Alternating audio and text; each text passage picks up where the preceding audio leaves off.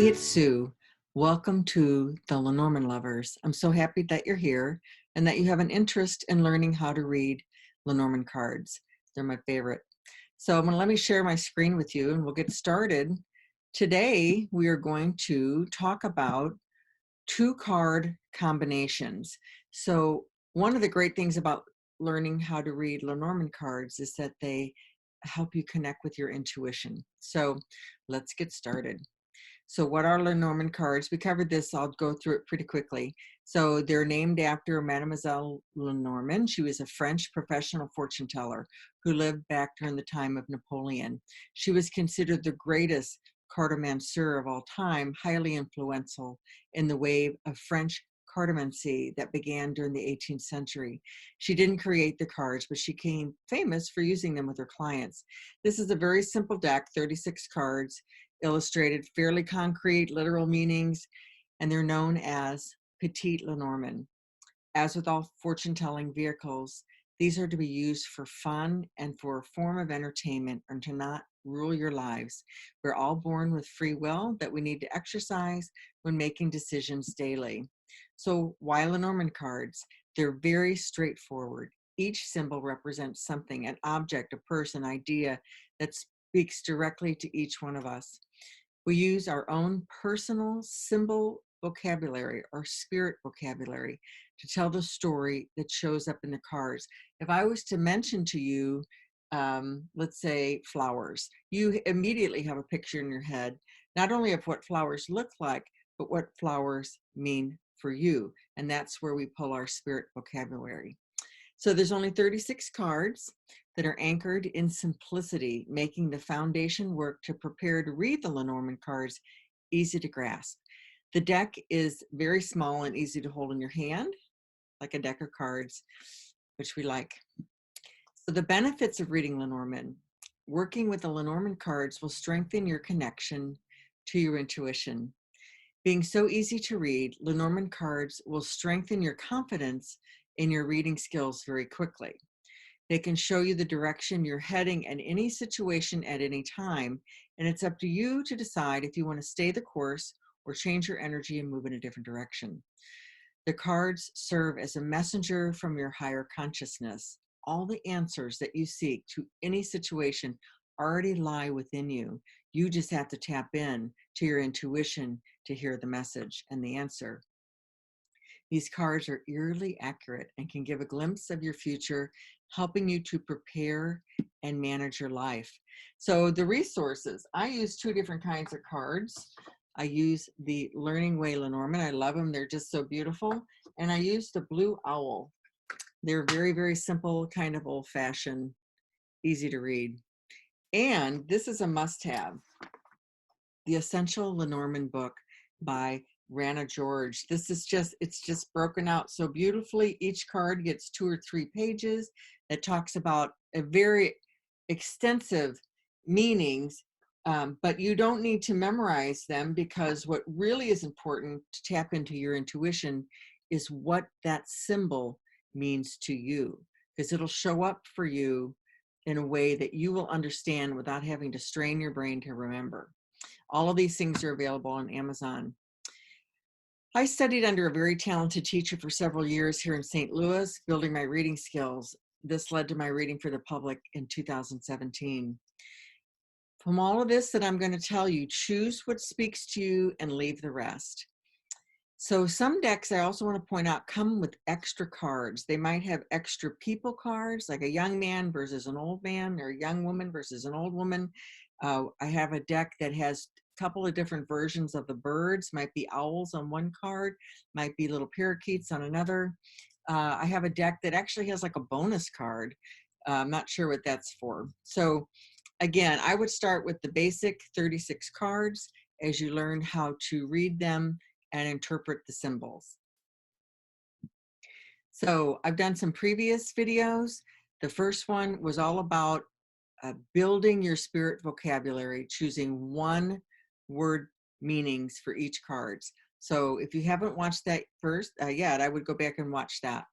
There are no set rules, and practice is key to your experience.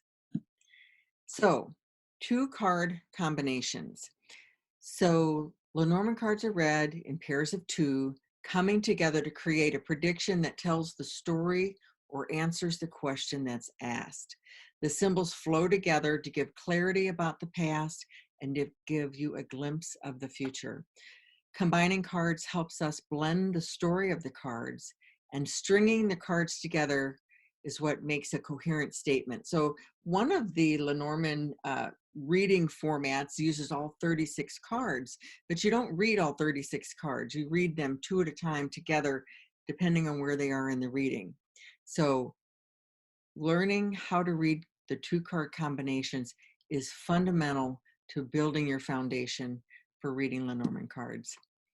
All right, so you're going to use your spirit vocabulary. So you're going to look at the very first card as the subject in a two card reading, and the second card as the description that modifies it. Or the first card is the noun and the second card is the adjective. So I had to, get refreshed on what the meanings of all this was, because I'm not an English teacher. But a noun is a word that identifies a class of people, a place, or a thing. And the adjective is a word or phrase related to the noun that modifies it or describes it. So it's really not as hard as it sounds. Anyway, here we go. Two card combinations. So we are now working on two card combinations with the card number 9, Bouquet. So Bouquet is a big gift. It's joy, it's happiness, it's the best card in the deck. It's a beautiful omen about relationships. Now, if it falls after negative cards, it heralds the end of difficulties. So it kind of cancels out. But if difficult cards, bad negative cards come after the bouquet, they can have a warning or negative connotation. So this is mainly happiness and joy and a gift. So starting with rider. Rider is news or the arrival of something. So this is a happy news, news of a gift coming. And then we have lucky. So these two together, so bouquet is the big gift and lucky is the little gift. So this is pretty cool. So I would say this is joyful, and maybe it's an invitation. Then we have a trip. So a trip can be a lot of different things. It can be something foreign. It can be a vehicle. So this would be a pretty big gift. So let's say a lovely trip, or maybe a new vehicle. House is our foundation, our family, and with the gift and the house, probably like a party, something really awesome, a celebration of some sort. Now, when health comes up, this would be good health, very good health. Now we have our first negative card. We have clouds, which is about confusion. So, and gift is plentiful. So I'm going to say plenty of confusion. And now we have the snake, which is danger or betrayal. So danger and betrayal of the gift. So I would say it's a dangerous gift.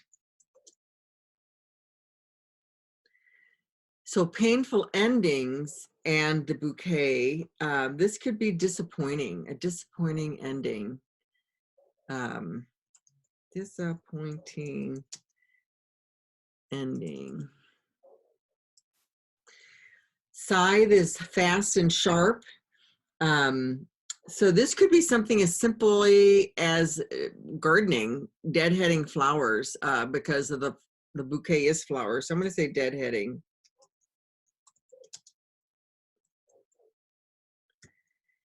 Or if you didn't want to be really literal, it could just be a fast cutting away of whatever that gift was in relation to what the reading is about. So the whip is about repetition. And so it could also be about arguing. So the conversation could be a gift. The arguing, oh, the arguing is plentiful. That's what it's about.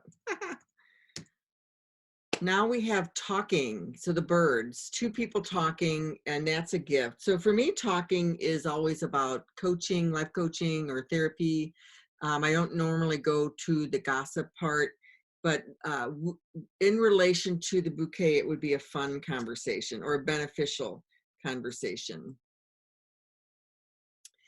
Now the child can be new, it can be a literal child or just small. So let's say a new baby. That would be the ultimate gift, huh?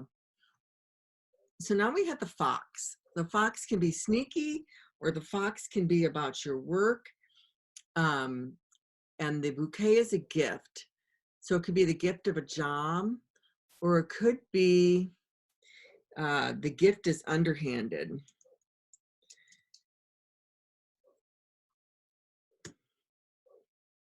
Now we have the bear, which is business, finances, diet.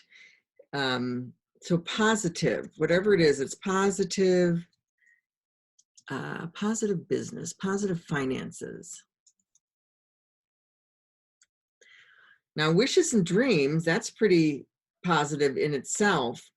And then the gift, I would say your dreams come true.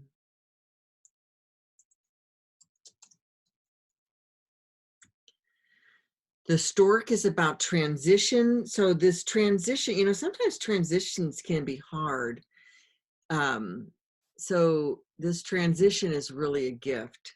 So a positive change. The bouquet and the dog, which is the loyal friend. So we could say the gift of friendship.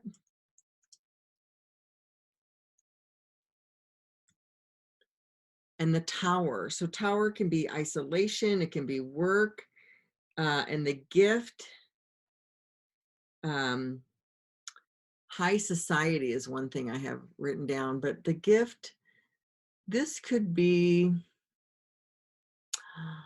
the gift of solitude. Having that time alone, which we just never get enough of. So now we have the garden. So the garden is your social group. So, and it can be a celebration, any kind of gathering of a group. So with the flowers, this could be a wedding reception, all the flowers and the gathering of people. Now we have the mountain, which is negative. So it kind of can wear away at the positive. So this could be a delay to the gifts.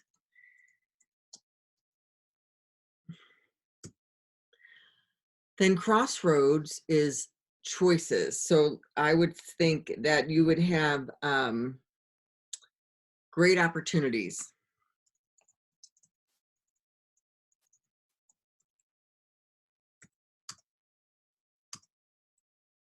So mice is negative and it diminishes. So I would think maybe happiness is short.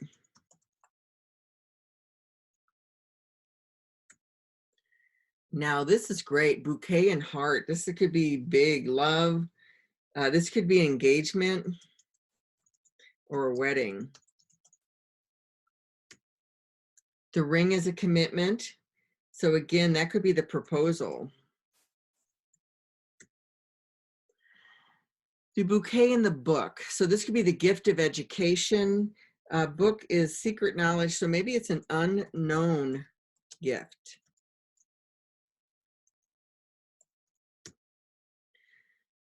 The letter is about written communication. So this could be, a really lovely card that you receive for someone. Happy news. Could be an invitation to something special. So the bouquet and the man, he's charming, a charming man. Or he could be the gardener. Or we could have a lovely lady or the gardener.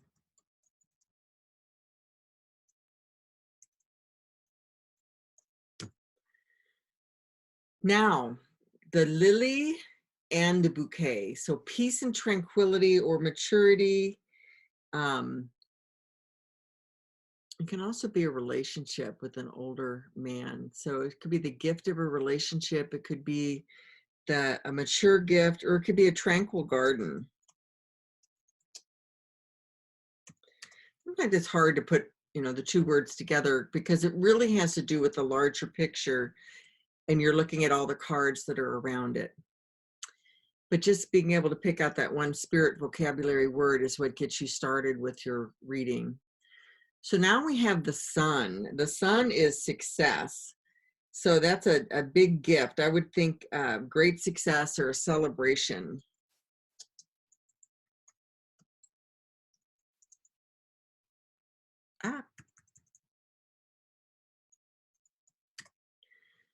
Now we have the moon, which is emotion, psychic. So I'm going to say the gift of intuition.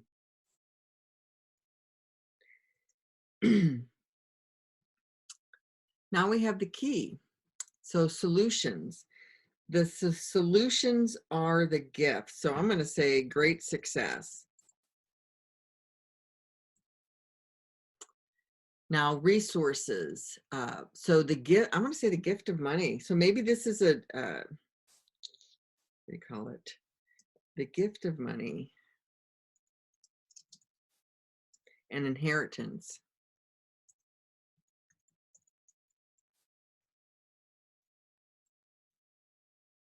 I spelled that wrong.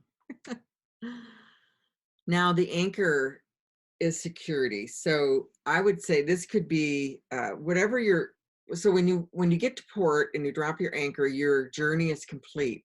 So this could be your goals. This could be achieving your goals.